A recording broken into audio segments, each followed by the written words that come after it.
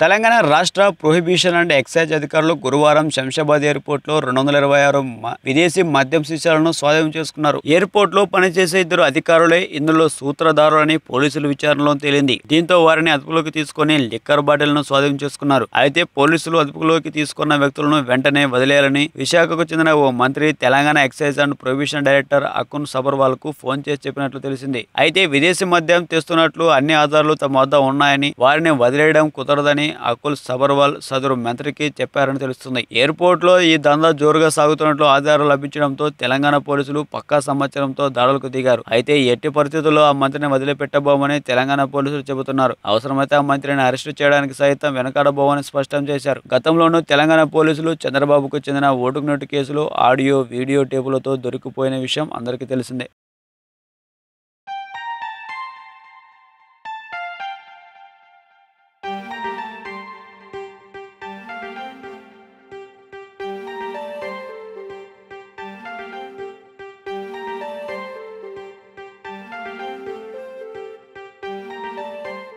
ఏం చేస్తున్నావు సిద్ధు? కనిపించట్లే, స్టోరీ రాస్తున్నా. సిద్ధు, నన్ను హీరోయిన్గా పెట్టేదని వెబ్ సిరీస్ ప్లాన్ చేయొచ్చు కదా.